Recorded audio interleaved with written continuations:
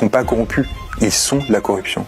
Ils ont réussi à établir un système dans lequel la corruption est devenue légale. Ils maîtrisent les codes, c'est eux qui font la loi. C'est leur fonction dans la société, à l'encontre du bien commun, à l'encontre de la République. Les milliardaires français ne payent pas, ou quasiment pas, d'impôts sur le revenu, en raison d'une technique qu'ils utilisent, qui s'appelle l'utilisation de sociétés holding, qui font écran à l'impôt. Les Français payent de l'impôt sur le revenu. Les milliardaires, quant à eux, leur revenu, c'est des dividendes. Et ces dividendes, ils atterrissent dans des sociétés holding où ils ne sont pas fiscalisés. Un des préceptes les plus mensongers de notre existence, c'est quand on veut, on peut, par exemple. Dire que le travail paye et que les efforts payent.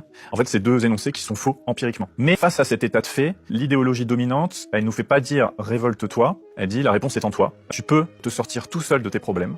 Ça ne dépend que de ta volonté et de ton travail. Or, c'est deux choses qui ne suffisent pas. Certains ont toutes les cartes en main. Le PDG de Total a toutes les cartes en main. Il peut globalement tout faire de sa vie. Mais la plupart des gens n'ont pas ce choix. En 1996, les 500 plus riches possédaient l'équivalent de 6% du PIB en fortune.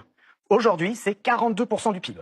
Ou pour le dire autrement, en 2010, ces 500 fortunes, elles avaient 200 milliards de patrimoine, 200 milliards d'euros. Aujourd'hui, 1200 milliards. Donc tout le monde comprend que si on taxe ces 1200 milliards en les empêchant d'évader l'impôt, d'optimiser, de faire de l'évasion, ça peut rapporter beaucoup. Disons que ce grain de riz représente 1000 euros. Dans ma main, j'en ai mis 180 pour obtenir le patrimoine médian des Français, 180 000 euros. On arrive maintenant aux 100 millions d'euros.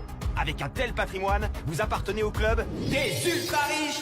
Et le plus riche d'entre eux, Bernard Arnault, il possède tout ça, 200 milliards d'euros. Et attendez, quand on additionne la fortune des 500 personnes les plus riches de France, on arrive à la somme astronomique de 1200 milliards d'euros. 500 personnes possèdent autant que 40 millions de Français. Et vous savez c'est quoi la meilleure? Vous payez plus d'impôts qu'eux.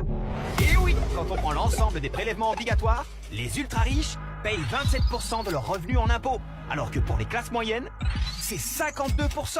Non, les vrais problèmes de la France, c'est les immigrés, bien sûr. Puis de toute façon, les impôts, l'économie, c'est trop compliqué pour vous. Et coupez!